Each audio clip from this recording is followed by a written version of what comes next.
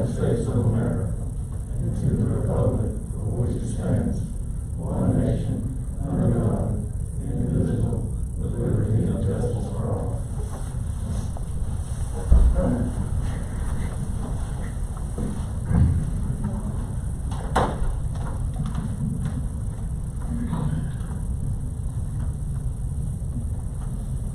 Thank you, Commissioner Gibson. If the commissioners would check your mics and make certain that they're on, so that everybody can hear. I'm going to ask Ms. Gaines now to call the roll. I, Olympia Gaines, President as Clerk of the Board of Commissioners of Bullitt County, hereby call the roll for those on the governing body. Chairman Ward, all those present shall answer by saying aye. Chairman Roy Thompson. Aye. Vice Chairman Jeffrey Stringer. Aye. Commissioner Ray Mosley. Aye.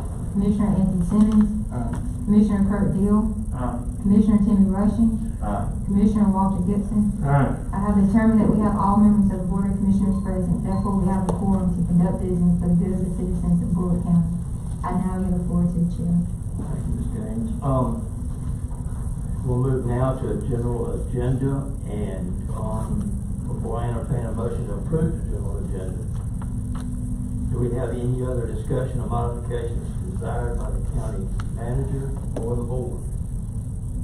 That brought to my attention that we will not need the executive session at the end of this meeting, so we will remove it. Is there any other omissions or additions? Then I ask for a motion to. So moved, Mr. Chairman. Second. Motion and a second. All of those in favor, show of hands. All right, let's do this again. Will you call for the vote? Commissioner Rushing, how do you vote? Yes. Commissioner Stringer, how do you vote? Yes. Commissioner Gibson, how do you vote? Yes. Commissioner Mosley, how do you vote? Yes. Commissioner Simmons, how do you vote? Yes. Commissioner Deal, how do you vote? Yes. See unanimous vote, Chairman. Thank you very much.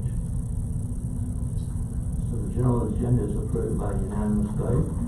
We will now move into public comments. And at this time, we'll recognize those citizens who have signed up to address the board. And once your name is called, if you'll come to the podium, state your name, state your address, and then we will have a timer. You have 4 minutes to make any comments that you would like. We prefer that your comments be directed to this board up here rather than individuals sitting in the audience.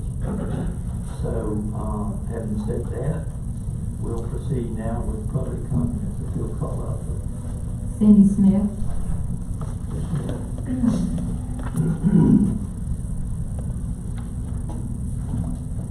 You know me, my name is Cindy Smith. I live at 8600 West Side. And Mr. Thompson, again, I say my problems are not getting better. They're getting worse day by day. Day by day. I come before you today with a sound mind and a sound body, and I thank God for both of those. Now, my problems include poaching, and this county has a big time trashing problem. I've got trashing going on big time on the Smith Campbell property, and this is Smith. That's me and my brother, and the Campbell represents my sister and her family. My sister passed away. It'll be a year ago tomorrow. She died February 17th, 2020 of stomach cancer. I miss her dearly. And Mr. Deal, I feel for you in the loss of your son. And between 2019 and 2020, within an 11-month period, I lost 5 members of my family. My mother, my sister, an aunt that was 86, and an aunt that was 96 and a half, and an aunt that was 101 and a half. I miss them dearly, miss them all, love them all. Now, let me just say a little bit about the roads, and then I'll talk about the trash. But the roads, Mr. Thompson, are bad in this county. And you told me that. I said, Mr. Thompson, what can you do for me? You said I can raise your taxes or I can scrape your roads. Well, I live on the paved road. but you can fix the potholes on the paved roads. Now you can scrape the dirt roads. And as far as trashing goes, big time trashing on the Smith Campbell property, big time. Now, trash is all over the county, in all the counties. And if we don't take affirmative action, our county's gonna get trashier day by day. And I don't want Bullitt County to become known as the trashiest county in the state of Georgia. Does anybody up here want that? If you do, raise your hand. Okay. I think we're all on the same page. Now, December 5th, 2020, on a Saturday morning, I come in contact with Ivy in Portal. Now, I was told that Mr. Ivy is the guy that I see with trashing problems. I met him on a different problem. He indicates that I might be a little loco, a little crazy. And he said, Miss Smith, I'll be glad to follow you home, make sure you get home safely. I said, well, you can do that if you want to, Mr. Ivy. And on the way, let me show you the big trash problem on my property. So he follows me there. He gets out of his car. He looks at it, I look at it. He said, big time trashing. I said, yes, sir. And I said, I've already picked up 2 big bags off of this big trash problem. Now, my brother, Dr. Randy Smith, he has a mule. And I'm not talking about the old-timey mule, I'm talking about the one with the motor. I said, Randy, if you ride around on the mule, you're not going to see this trash problem. You have to get out and walk it. I walk my property. I'm a property owner now. I'm proud of my property. I want to keep it nice and clean. So anyway, Mr. Ivy says that he follows me. He says, yes, that's big time. It's bad. I said, yes, it is. He said he would put some cameras out. I said, well, why don't you put them out now? And he grins and says, well, I've got to go up to Portal and take care of a little problem with boys cutting donuts. I said, okay. He says he'll be back that afternoon. I said, okay. He doesn't show up that afternoon, but he calls me that night. He says he's still involved with those boys in Portal with the cutting donuts. And I'm thinking, Mr. Ivy, if you're still up there with that, that's like 10 hours you've been up there.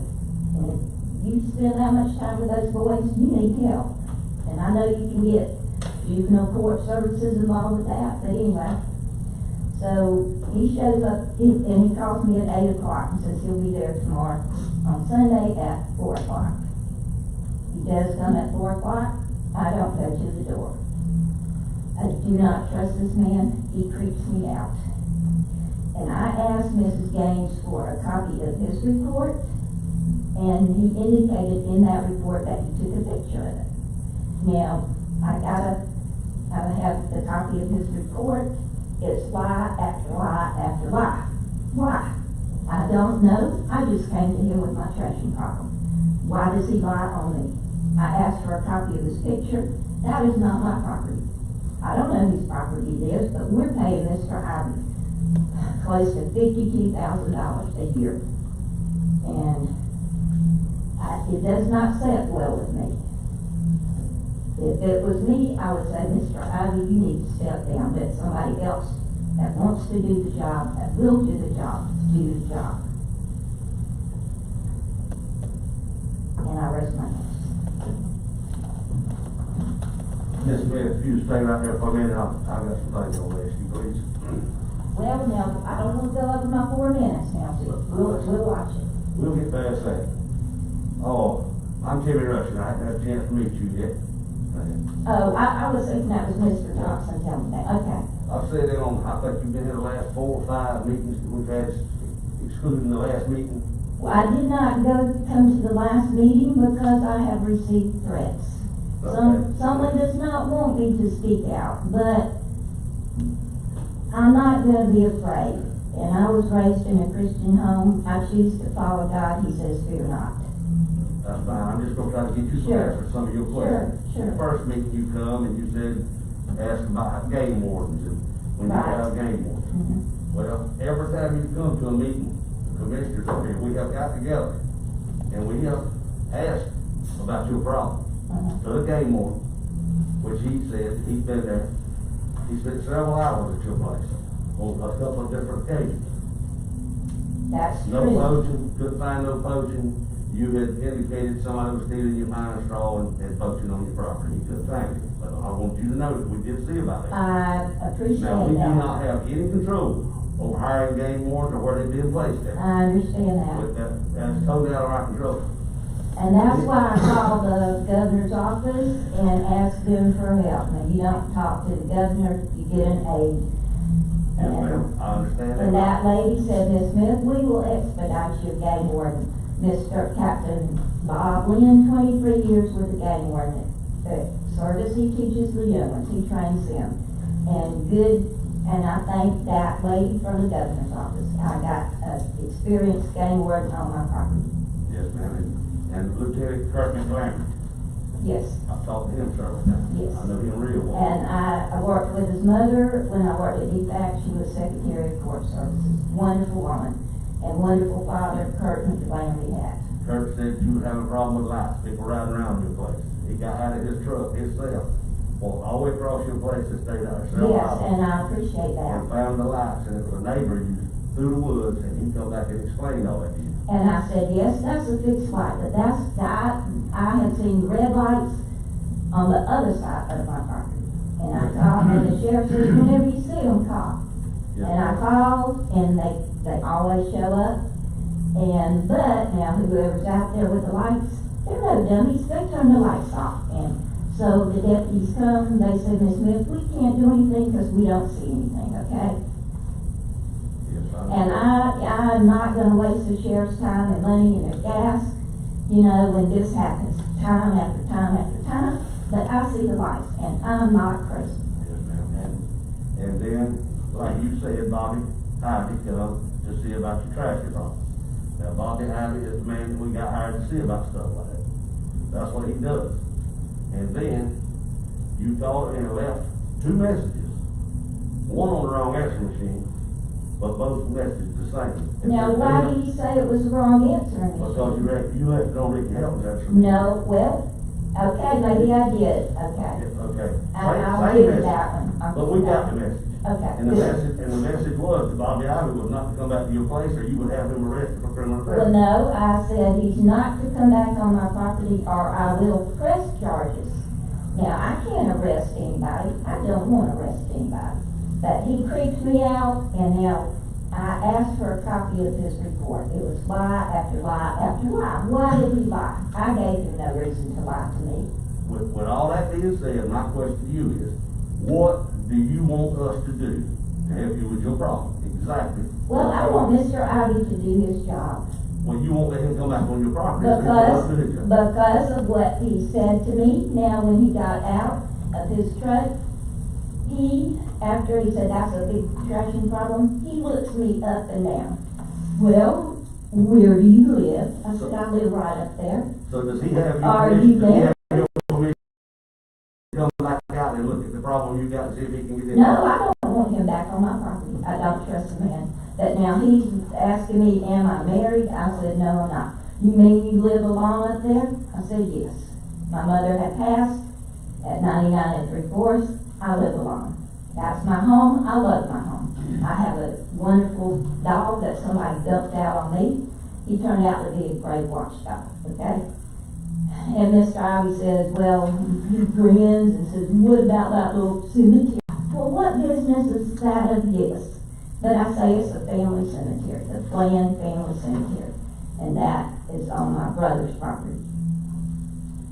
Well, I just want to let you know, we'd be glad to help you with your And problem. now, as far as the Anything. poaching, did you get a picture of that deer that had been shot? I heard the picture, I did not get a picture of it. Did any of you see the picture? Well, If you'll hold on just a minute, we're gonna show everybody that picture. thank you. Just a But minute. now, I do understand that deer was not on your property, correct? It was on the Smith Campbell property, yes. It was in a ditch by the cemetery. I got out, it was on a Sunday afternoon. I checked, this deer get hit by a car. This had a gunshot to it. I have cousins that hunt, I sent them the picture, they said it's a kill. I had illegal in front of it, there you go. That's your proof. But anyway, Well, I mean, I want you to know, we'd be glad to help you with the problem, whatever we can, but it seems like every time we try, we get cut off from being able to control the problem. well, I disagree with you on that, And but then you last- have the right to your opinion. Last meeting when you come, then you told the whole board, for us not to worry about it no more, that you had talked to the governor, and he was. That was about the poaching problem, but now you said you didn't see the picture. I wanted every commissioner to see the picture, but anyway. But it was a beautiful doe, and I pray she didn't have any fawns. But if she had fawns, a lot of times other does will take them in and provide for them. May I sit down now? Yes, ma'am. Thank you. And we'll pull the picture up whenever, if we can. Put it up. Let's call our Ms. Smith, would you like to have a mask this morning? No, thank you. No, thank you. You can't see the picture for some reason, these aren't working. It's online. You can all see here, they're not showing Okay. up there for some reason. That's the picture.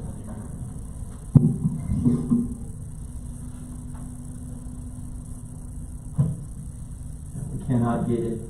It's not showing up But, for some reason, yeah. So,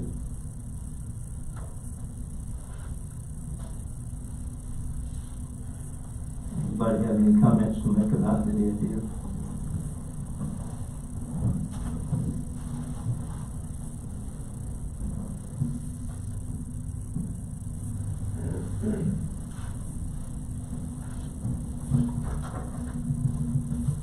Ms. Smith, what we're all looking at is the picture of the deer, and we just cannot get it. Now, I did send some pictures of the trash problem too. I don't know if you got those or not, but I sent them to you. Yes, ma'am, I see them throughout Bullock County every time. Well, this is the trash on the Smith Campbell property. I see it all over the county also. Yes, ma'am. Then let's call our next person that would like to speak. Victor Shavers.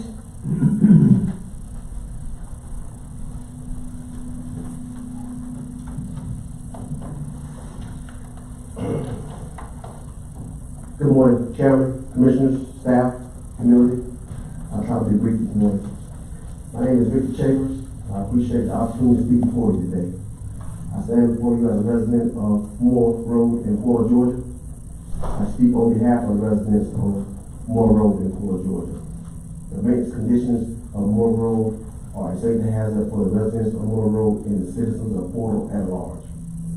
I grew up on Moore Road. And quite frankly, I've never seen the road in such sad shape as it is in now. The road is still maintained. The ditches are non-existent. The covers are filled with dirt, preventing proper drainage. And the roads have potholes and washouts that damage private-owned and county-owned vehicles every day.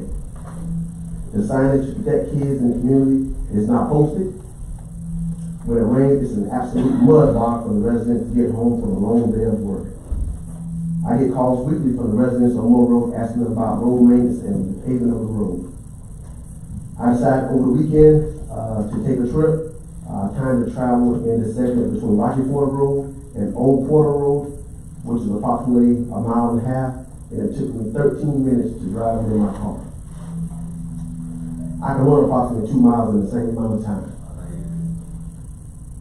The residents of Moore Road do not feel safe with the current condition of the road. It is my understanding that you all are working on updating the budget for the next fiscal year. I ask that you make Moore Road a priority for paving. In closing, I enjoy living in a rural part of our county, but I find it necessary for the roads to be paved and maintained for the safety of all citizens of this county. I'd like to thank you for your time and consideration for this request. Thank you. Mr. Chairman, Yes. Mr. Butler, did we move those signs? The signs that you had asked me about? Yes. Yes, sir. You talking about the children that play in the bus signs? Yes, sir. Yes, those have been We installed. moved them closer, Yes, sir. They've been moved up to where we've talked about those. Have you noticed them being moved, Mr. Chairman? I'm sorry, yeah. Have you noticed the signs were moved and? I did not notice any signs of movement. The folks of the community are requesting that we get signage and they be posted in the right position so our kids are safe in that community. But I have not noticed those signs. What I'm saying is, Mr. Butler and I did ride out there and look at the signs and I asked him to move them or place more signs out there, and he said he did, so I don't know. Okay, well, what I'll do today is, after I get off work, I will follow over, go back up there again today and talk to the folks that have called me and asked me about the sign. Okay. Thank you, sir. Thank you. Commissioner Simmons, I'll check them today. Yeah, thank you. I'll make sure, but it was represented to me that they were moved and put in place, but I'll check on that today.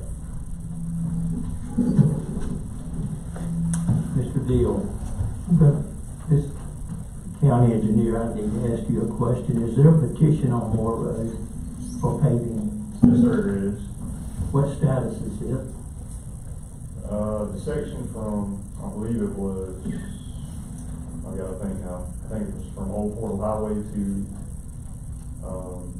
Rocky Ford Road. We had basically about 100% of the signatures on it. Okay. We also have a petition for another section of Moore Road. It did not have 100%. Okay.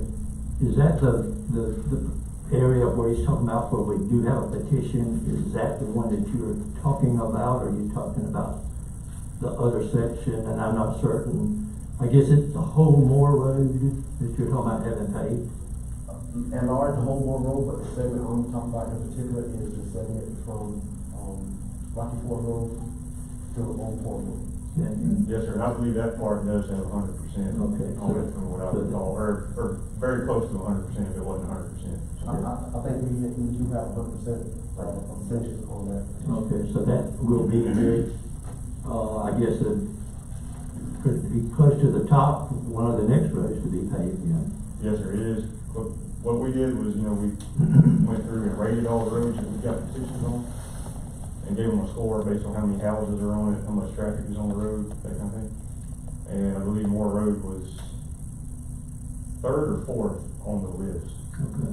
And there were a couple roads in front of it that we've gotten petitions on, but we have not gotten 80% of the property owners to sign.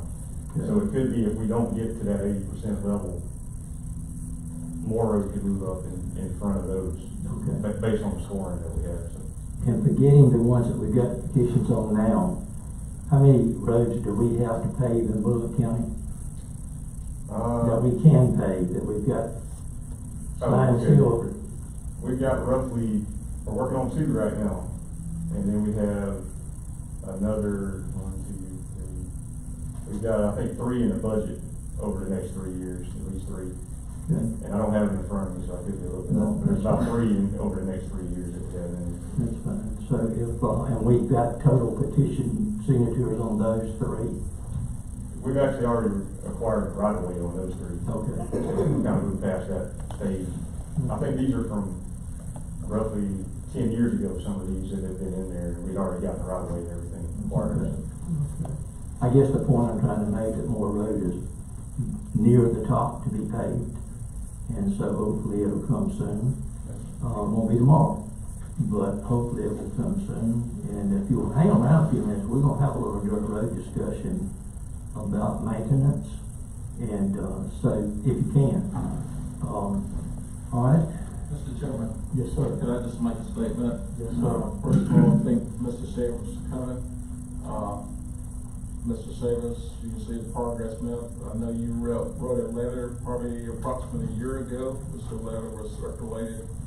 And I know Dick and I also rode Moore Road from one end to the other. We spent about 2 hours riding dirt roads in the Florida area. So again, thank you. Just want to make that comment because sometimes I hear quite often, heard it this weekend, the commissioners don't answer calls and we are not responsible to the citizens. So just want to make that comment because, like I said, they have been out there and indeed, I lived on Moore Road, so I know very well the condition. It is one of the worst roads in North Florida County. but, I can attest that there have been actions. Like I said, Dick and I rode and looked at it and, spent a lot of time in there, in the area looking at roads, and there are a lot of bad roads, and with this rain, the past few days didn't help anything, but I just wanted to make that comment. Thank you, sir. Yes, sir. Thank you. You know, I too, this Sunday, rode Ponderosa Road. It's up there near where we live, and I asked my wife to bear with me. So we went up 25 and rode Ponderosa Road, which I get a lot of calls from, and a lot of work has been done, and a lot of dirt hauled in up there, and was it perfect? Absolutely not. You know, and one of the comments that I shared with her, and this is not, you know, I have some gentlemen that work for me that live on Moore Road, and I know it's a, you know, it's a rough road. But Ponderosa Road, I maneuvered it, running 12 miles per hour, and it raining cats and dogs. That's an old Southern expression. Some of you have heard it, some of you haven't heard it. But we did make it through the other end and come out and onto the paved road. And I guess that's just to reiterate what Commissioner Mosley had said, that we do get out because we are concerned about dirt roads. But it's Moore Road is a, I don't even guess y'all still having church down there right now, are you? No. Yeah. I mean, it was worse at that area than it was in the other areas. But all right, having said that, let's move on to the next. Mr. and Miss Lewis.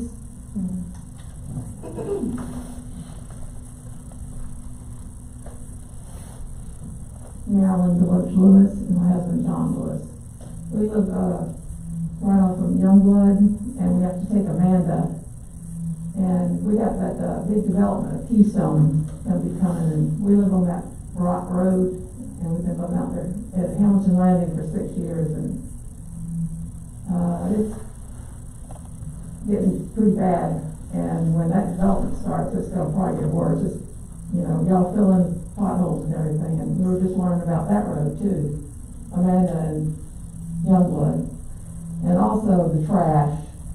I picked this up from Effingham County, because there's no litter signs on Amanda, and that's the worst road as far as people throwing trash out.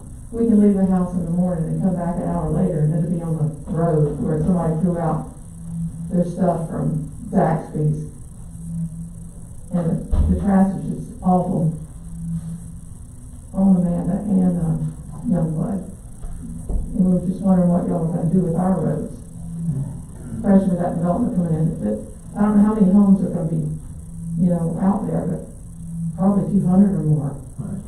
And when we moved in there 6 years ago at Hamilton Landing, there was only 4 homes, and we built our home and my son next door. And then they filled that up where we are. So. Well, I think we have some good news for you this morning that I'm going to let Mr. Beal share it. Yes, sir. We do have Amanda and Youngblood on the resurfacing list for this year, which will probably be in the summertime. So. Okay, because I know when they start, it will probably finish that one out, that Rock Road, with those heavy dump trucks going in and out. That's right.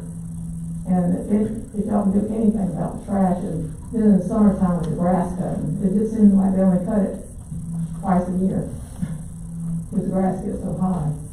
And they just tend to throw out more trash. Thank you. We appreciate your coming, and I can attest that trash is a problem. I probably pick up a 12 pack of beer cans every Sunday morning.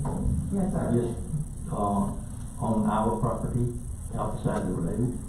And it's just, you know, we've got dumpsters half a mile from us. I know, everybody has no respect for this country, or county.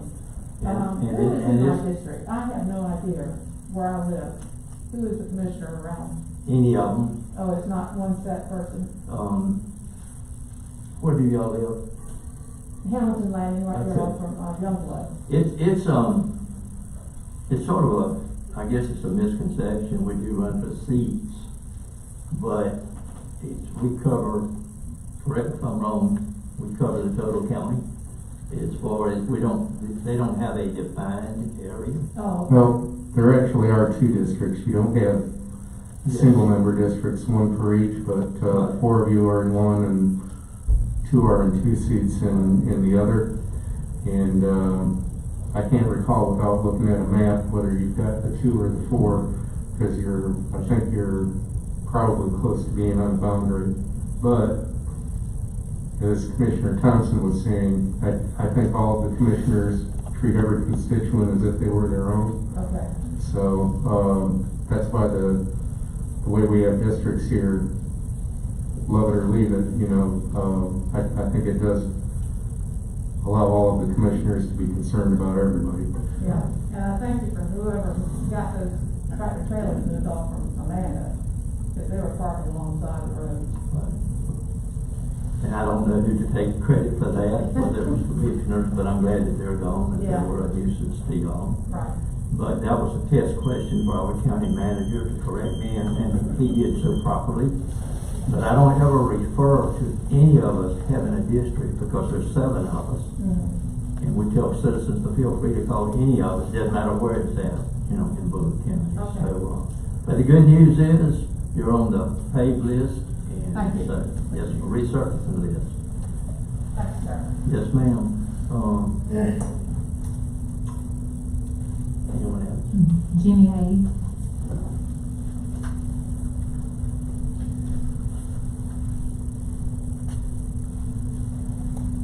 Y'all excuse me for taking this mask off. The reason I'm doing it is so you can understand me, because I can't understand half of what y'all are saying, and it's because of the mask. First thing I want to bring up is, I think we need to get involved in the incinerating business for our solid waste. I think we can offset the money we're spending in Wayne County and put in an incinerating thing and wind up not costing taxpayers nearly as much money. I think that'd be a better way to go. You can generate electricity, and you can get rid of the potash that's left over. The farmers take that, spread on their fields. So, I think that's something they need to look into, and Walter and I talked about it. And I found 5 counties for sure in Florida that have incinerators. So, there is, somebody's doing it and it's working. The next thing I guess is, you're talking about roads, I think you need to look at a lot of these paved roads. Flat Ford Road has more water in the road than they have in the ditches. And it's because of the way it's sinking in, and I mean, there's puddles out there that's 20 foot, just solid water across the whole side of the road. So, you know, and all it'll do is that road, well, it's tearing up pretty bad now, but it's just gonna get worse if it keeps on. One more issue I've got. I think, and I looked into this several years ago, I don't think all our commissioners need to come out of Statesboro or almost in Statesboro. I think we need to go back to districts like we used to have all over the county. I mean, the people at Portal, I don't think they're getting represented. I can assure you they are. What? I can assure you they are being represented. Well, it's a funny thing to me that nobody from the county can get elected. If you don't live in Statesboro or have real good connections to Statesboro, you don't get elected. You can carry the county, you can win the county, but you can't beat Statesboro. And that's why I think it ought to be in districts divided up like it used to be. And we had a judge that was gonna do it, and he wound up with cancer and died, David Edenfield. But I talked to him about it, and he agreed, and he said, you bring it up and we'll do it. Well, he wound up getting sick and dying.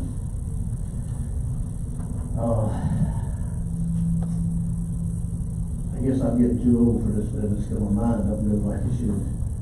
I forgot the third thing I was gonna say. I guess I'll let it go. I'll bring it up next time. You come back. But really, seriously, y'all got the spacing and you want that from everybody when you're responding. I think if you take the mask off, people can understand you better. I really think that's a problem. Thank you. Yes, sir. Let me respond to the mask issue. Can y'all hear what I'm saying?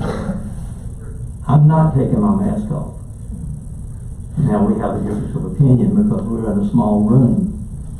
And I don't think this stuff stops at 6 feet. I'm 75 years old coming Thursday. And I would like to live longer. I don't want COVID. I haven't had COVID. My wife has. Is this mask helping? I don't know. I don't have it.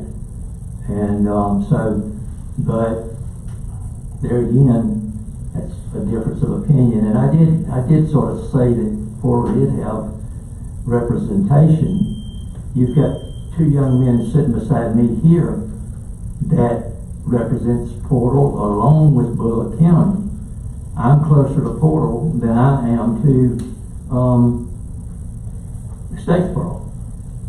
But we all represent the total county. And I don't know whether it's right or whether it's wrong, the way that people are being elected, but it's the way it is at present time.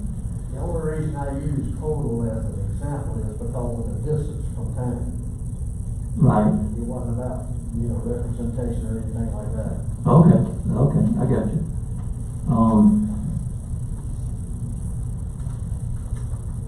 Do we have any more?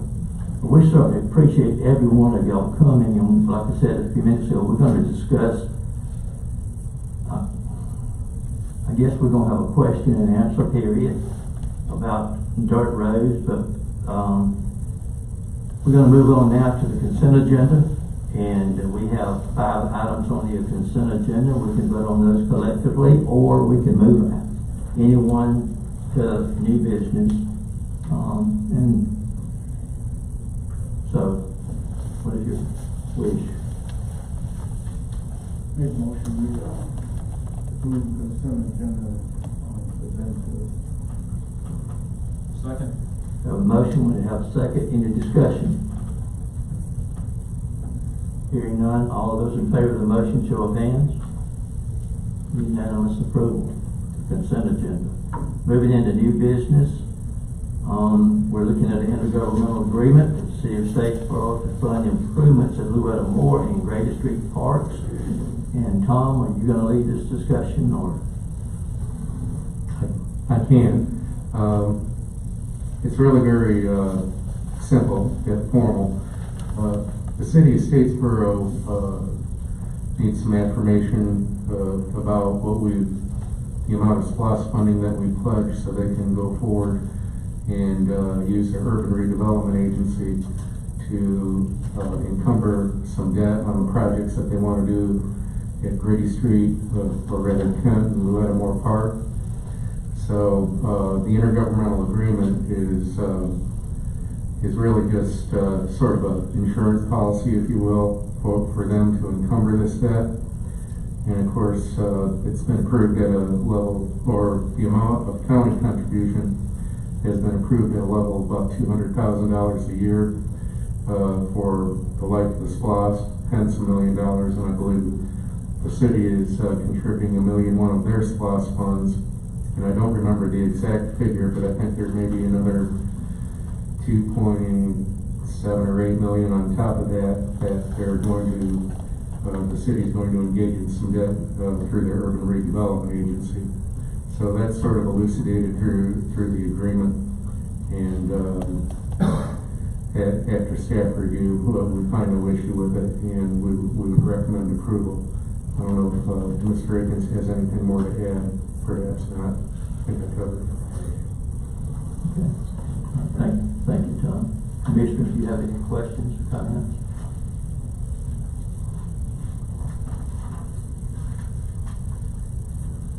Hearing none, then I'll ask for a motion.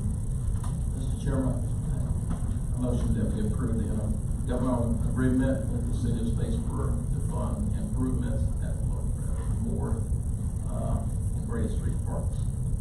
Second the motion. We have a motion, we have a second. Any more discussion? Hearing none, all those in favor of the motion, show of hands. unanimous approval. Thank you very much. We're gonna next move into commissioner comments and staff comments. So, we're gonna do this a little bit differently. My meeting is moving along, pretty rapidly, but I'm gonna ask the staff first. Do y'all have any staff member? Do you have any comment that you'd like to make? Could I comment for a couple minutes regarding some fire issues that we previously discussed? Yes, sir. I'll be brief, Mr. Commissioner Rush.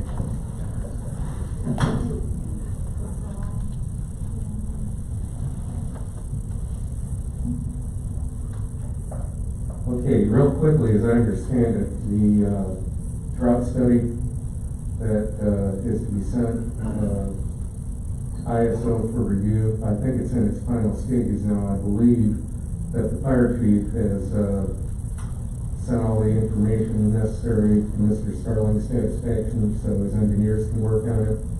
And I think they're working through that information so they can respond to all the issues of an ISO letter received during the holidays. The second thing is, you might recall the study from the Center of Public Safety Management that was done that covered both fire and EMS.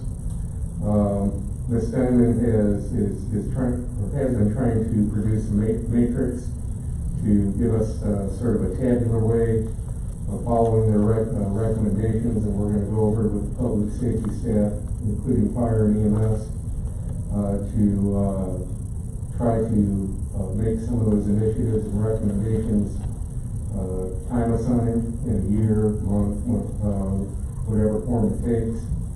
And as you know, some of the recommendations are fairly ambitious, but I think we're going to discuss those and bring them to you, not necessarily to make formal adoption, but see if you would agree that the recommendations and where we assign them in the future, and perhaps also some cost estimates. It'll be more of a planning guide, but I don't think it needs formal adoption, but we can look at it in forward budgets and capital improvements plans of the like. Thirdly, as far as the purchases we discussed at the last meeting, we expect to have a final firm price to pay in the fire engines. Chief Ivy did go to Douglas, Georgia, I think last week, and did a review of the Coffee County tankers, trucks, and chassis. And it was, the way he described it, sort of a lessons learned thing. I mean, they seem to operate well, but there may be things that we would do differently and use a different fabricator to put together the tankers and truck and chassis. But I think Chief Ivy is spending this week trying to get firm prices on the water tankers and the installation costs and ancillary equipment they'll need. And then in the meantime, with the fire engines, I would expect today that we'll have a firm price on the fire engines. What I attempted to do over the last couple of days is negotiate a prepayment discount on the fire engines. And typically that would come with either a payment or a performance bond or both. But as I tried to explain at the last meeting, what we're going to try to do financially is take the fire engines and water tankers and bundle them into lease purchase financing, because at the end of the day, all 6 of these items and the ancillary equipment is probably going to approach with somewhere near $2 million, but we're trying to beat down prices and get final estimates, of course, before we do lease purchase financing. But we want to try to do a 3-year term with no prepayment penalties, and I'm not trying to confuse that and the prepayment discount of the fire engine, but we think we're going to get a very good interest rate at approximately 1 to 1.5%, somewhere in that area. So fortunately, the prepayment discount on the fire engines, if it comes to fruition, will help us beat down a lot of the costs on the interest rate for the borrowing. So we think this is coming together. and looking promising. I did talk to the fire engine representative yesterday. They're very, very optimistically hoping that these fire engines would be ready in May. They're already in production. They have been in production, and that's why, we were fortunate to come across these particular engines. But there is a possibility, because of COVID and other factors, if there's a part slowdown or anything like that, it could get pushed back to October. But hopefully the prepayment will give everybody a little bit of an incentive. And then if you're wondering about the relationship between the prepayment and the lease purchase financing, another part of that lease purchase financing is we'll do a reimbursement resolution where they'll give us the money back so we can make the payments over the 3 years. So it sounds like we're swapping a lot of money, and we really are. But what we're trying to achieve is the net cost as low as possible. But at the same time, we want to use lease purchase financing because we don't want to starve out funds that are necessary for other obligations in our public safety SLOSS category. And then finally, on grants, we just filed an assistance firefighter grant. It was in excess of $900,000. And once again, for the 4th year in a row, we're trying to get 90% of our SCBAs, or self-contained breathing apparatus and associated equipment, replaced because they're virtually all out of compliance according to the National Fire Protection Association and OSHA standards. So Commissioner Gibson had asked me earlier, and I think hopefully you received my email yesterday. He asked for some bullet points because he wanted to contact Congressman Allen. But I will tell you that the way these grants are structured, a computer does a pre-score before any human eyes get on it. So if we can get through the pre-score page, I don't know how much influence Congressman Allen or anybody else in the federal delegation would have, but if we had some assurance or knowledge that we got through a pre-score, a little moral support wouldn't help. And then finally, at the same time, we're working on a SAFER grant, and that's a hiring grant for firefighters. And mathematically right now we're trying to determine whether we're going to ask for 6 or 12. Last year we asked for 6, but I think mathematically what we have to do, and if you remember the CPSM study, it stressed the importance where we need to try to have at least 2 firefighters on 24/7 shifts available at all of our paid stations. So this could be a 6, 9, or 12, and then mathematically we have to figure out how we're going to deal with it after the grant wears off, because the grant pays for 75% of the base salary for the first 2 years and fringe benefits, not overtime. And then I think it drops down to, I want to say 35%. So over 3 years, it pays for about 60 to 65% of the cost of the firefighters. But after that wears off, that's on us. So we've got to look at the rural fire district and probably adjust our financial model in the event that we were to get funded with SAFER. And of course, I think that either the city or the county were successful in SAFER last year, so I'm persuaded to think the city's probably trying again. And these are very competitive grants. You got a 1 in 1,000 chance of getting it, but if you don't apply, you have 0 in 1,000. So we'll see what happens. That's it. Unless there's any questions or comments. Anyone have any questions? Thank you, Tom. Any other staff member like to say anything? Mr. Chairman? You can see something, I was going to do a demo of the mobile app, and I can do it, all of you can see it, but it's not going to show up there, so if it's okay, I'll just defer that to the next meeting. Okay, that's fine. Thank you. Any other staff member? I've got to do something, Ben. I'm going to call the Public Works Director, Mr. Dink Butler. He does not know he's going to be called again, but I'm going to call him up. And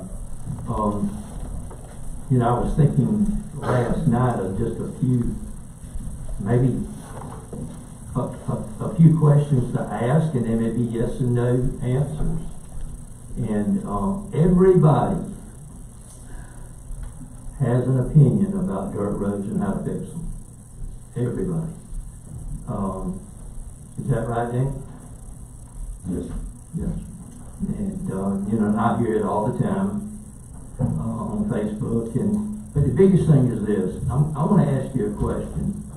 Is there one fix for all dirt roads, or all dirt roads the same? No, sir. And so y'all have to make a decision. When we hear, all you need to do is put in a ditch and crown the road and clean out the pipe. Is that a fix for all dirt roads? No, sir. And if you crown a road, let's say you got a beautiful 2 foot, 2.5 foot deep ditch, and you crown a road, and here comes a 4-inch rain. What happens to the dirt on top of that road? A good portion of it ends up in the ditch, which in turn restricts the flow of water again. So the ditch fills up again, and then we got to start the process all over. Dean called me yesterday, and they're working on a road down near the river, and the river's rising, and here's water running across the road. It cut that road, 6 feet wide? Last year we lost that road for probably more than that, probably 15, 20 foot section of that road took out at the river end. And that was last year, and then here it is again this year. This year it's banked up in water with kind of sheet flowing across the road. We went in to try to stabilize that. The dirt saturated, and we ended up putting rock in it, trying to get some stabilization so the residents could get to and from home, and we could get emergency response into the area. Okay. I saw a negative post last night about us putting rock in that hole so that the people could get in and out. With water running across that dirt road, what else could we have done so that they could get home? I don't have another answer for that. Anytime that you get dirt saturated and it starts shifting, rock is about the only way to try to stabilize that. And depending on how much rock you want to put there, as to what kind of stabilization you get. We had 5 different roads yesterday that had residences blocked to where they could not get access in and out. We probably spent close to $20,000 in rock yesterday trying to get access in and out of those areas so we could get emergency response to them. If those same roads, and they may have, would have had a ditch and crown, would the water have cut them? Most of those roads were ditched and crowned, and it's just a matter of saturation, and the road just starts shifting because of just the sheer volume of water. Most dirt road drainage was placed 20, 30, 40 years ago. And I think Brad will agree with me, most dirt road drainage is not designed to the same standards as paved road. So when we start getting over 2 inches of rain in a given 24-hour period, the water starts to overpower our drainage system. Especially when you start looking at 3 and 4 and 5 inch rains, the culvert pipes, the cross drains and stuff just does not handle that volume of water. And then your water rises on the high side and comes across the roads. And so it's a constant battle. When we talked about the jetter machine to clean out the culvert pipes, I think we talked about probably 10,000 plus culvert pipes and cross drains that are actually affected by drainage that affects our drainage on our dirt roads. Could possibly be 15,000 or more, but when you're talking about that many pipes, it's easy to say, well, go change the pipes out and upgrade them, but when you're talking about upgrading 10, 15,000 pipes, that's considerable expense and considerable operation as far as time and labor. Just a couple more questions, and bear with me, and this is just, y'all may think it's childish, but I'm trying to prove a point. And because I and the rest of us are hounded quite often about dirt roads. If you had the ideal scenario, forget farmers, if you had the ideal scenario weather-wise for maintaining dirt roads, what would it be? Probably less than an inch of rain every 2 weeks, and dry time in between. You need a certain amount of moisture, but when you start getting, especially from December through March, when you start getting the volume of moisture that we're getting, the water table in the ground is rising, the trees aren't taking up any water. When you start trying to deal with that kind of water level, it's detrimental to the dirt road system. Would you, gosh, it's gonna sound like you're on trial. Would you tell these kind of citizens out here, have we had a pre-meeting and discussed this before this meeting? No, sir, we did not. I pulled that on you a few minutes ago, didn't I? Yes, sir. And, you know, the ideal, to me, I thought about the ideal scenario, less farmers, is maybe just a light rain about every 30 days, and where you could maintain the road year-round, maybe once a month, and but it doesn't happen that way, does it? No, sir, it doesn't. It's, you know, now, could farmers survive off of a quarter of an inch of rain or a light rain, you know, particularly during planting season, once every 30 days? I don't think they could. But, you know, I mean, the point that I am trying to make, and y'all can back me up on this if you will, the ones that did go on Facebook, the ideal answer from everyone is ditching, crowning, what's the other, and cleaning out the pipes. But that's not the ideal answer, because all roads are different, weather conditions are different. That's why I ask you, if water's running over the road, is the ditch gonna help? The one y'all working on, I saw yesterday, it's got a pretty deep ditch on it, but the water still cut it 6 feet across and probably, 3 or 4 foot deep. And so, you know, we are having a tough time. When it rains, we got problems. When the sun is shining and it doesn't rain for a while, we got problems. It goes from water running over and slick to we get a lot of calls about it's too washboardy. You got to come scrape our road now. It's too dry, too washboardy. I wish that, you know, this is a statement I would make, and this is just for our sake, that every road in Bullitt County was paved. And that's going to go against the grain for a lot of people, because we cannot get right away to pave these roads. They want to live on a dirt road. And so, I live on a dirt road. I have tried all kind of things. My road right now, I've got it slanted from the high side to the low side, with a ditch on the low side. Heavy rain comes, it gullies across the road and pushes the dirt down in the ditch. And you got to scrape it again. But that's the point that I wanted to make. There is no simple answer. We're doing everything that we can do to get people to their homes. And I was going to say as economical as we can, but rock is not an economical solution, but it's the only solution. And who's to say, once this rock sinks in, that next year we'll probably be doing the same thing again. And so, but even though there would be some roads that we would pave, that the water's still going to run over those roads when they're down near the river and the river's rising. And then it's going to cut the pavement. So there is no simple answer.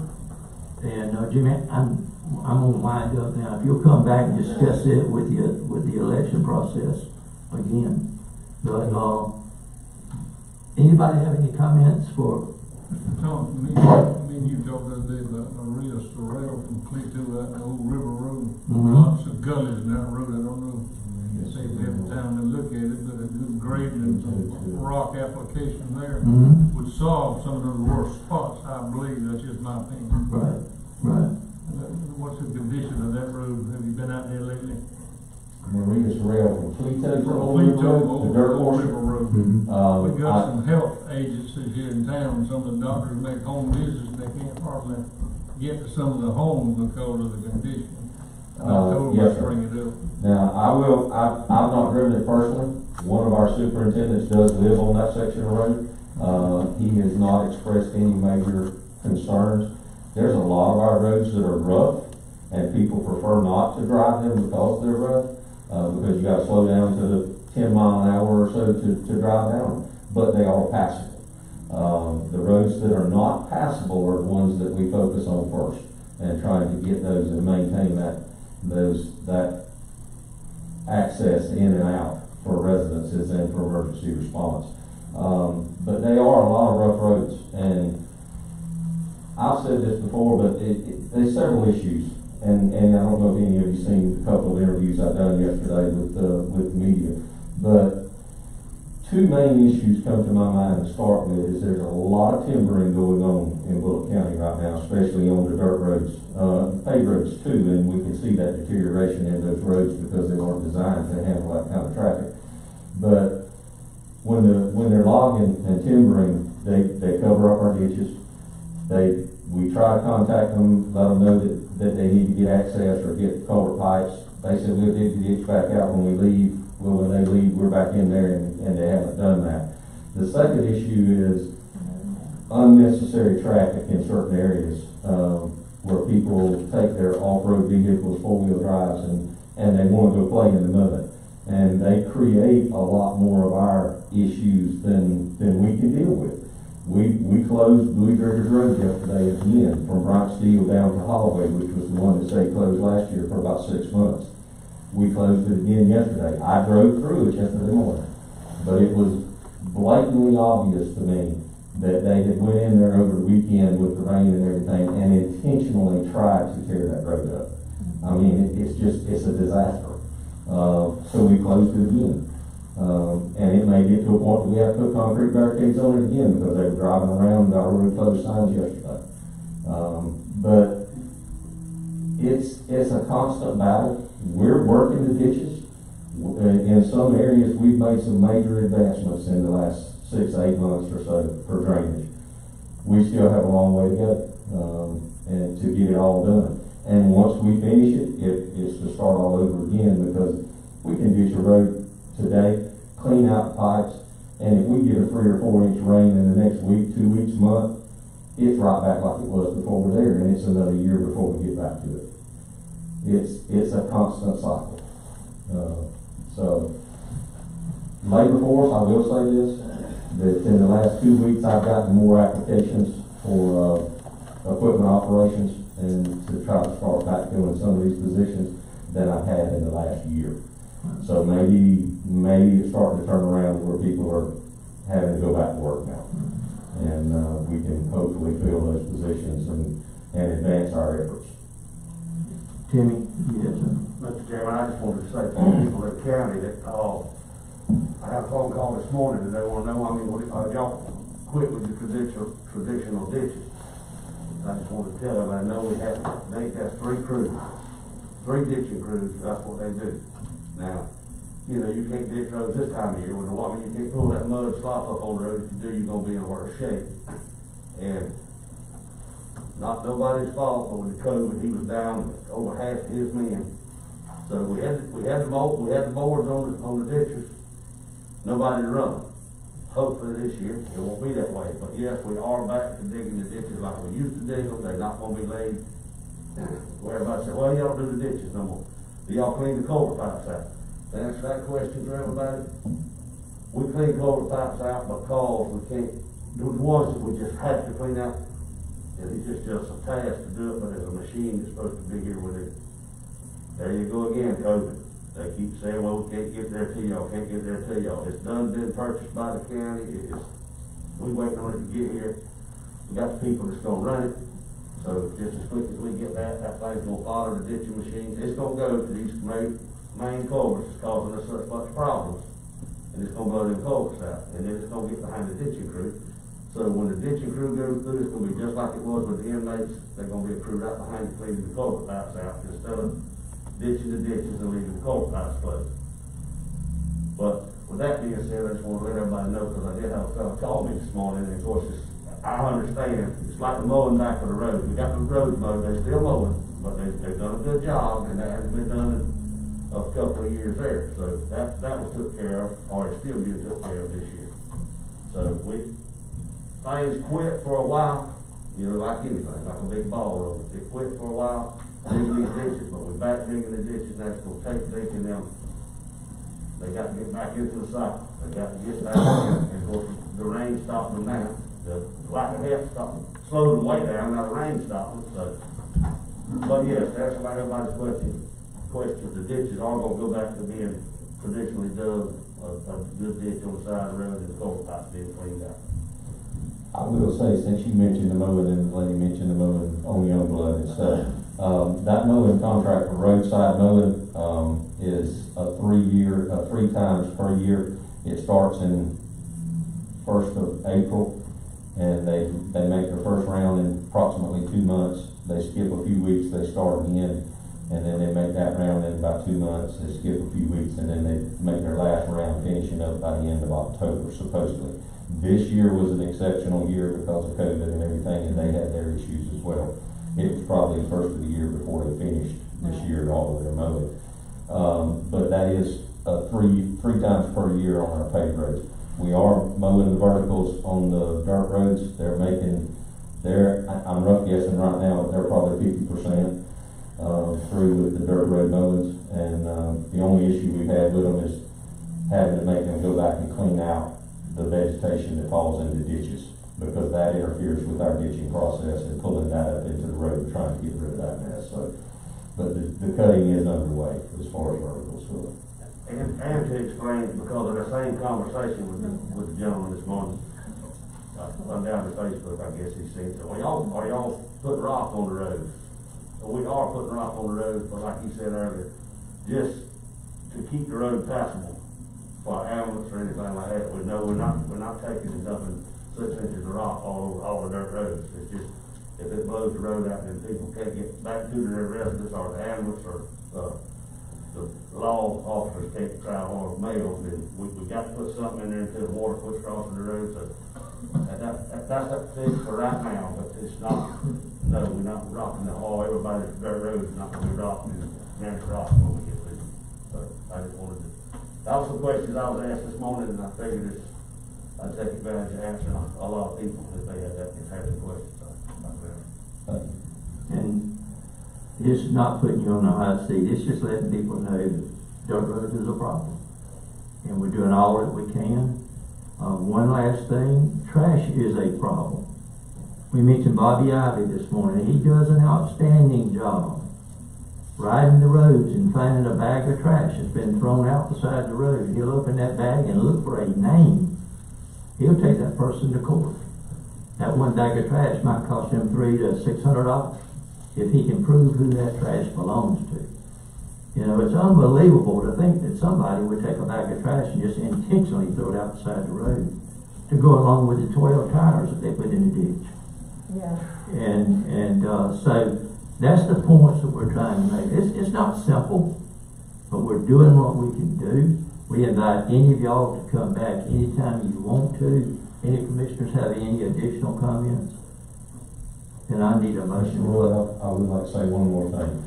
That just to the general public, if you notice a problem, contact us, let us know, because we may not know about it. Right.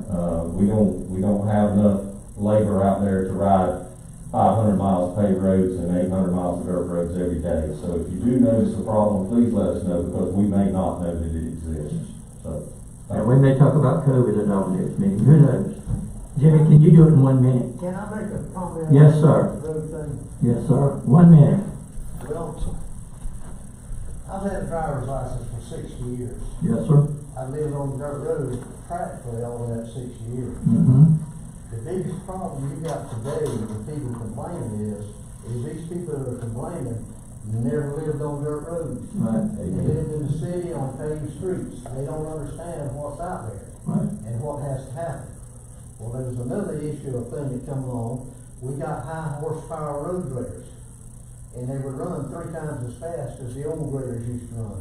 Well, that's what caused a lot of your washboarding, was running too fast. Right. Well, now, I noticed You're exactly that you right. have slowed those road graders down. Yes, sir. They are running slower. Yes. That is a big plus. Right. And when I grew up, you had dirt roads at certain periods of the year, water ran across the road. I mean, it was a common thing, it happened every year. But you slowed down when you got to it and, you know, went across it, wasn't no big deal. But cleaning out the culverts and that stuff, making it where the water can move, that's a plus. Right. So, but it's just something you just gotta deal with, and really, to tell you the truth, keep doing your job, don't pay no attention to what nobody says. That's sort of an impossible thing to do. But anyway, if there's nothing else, then I need a motion to close the meeting. Motion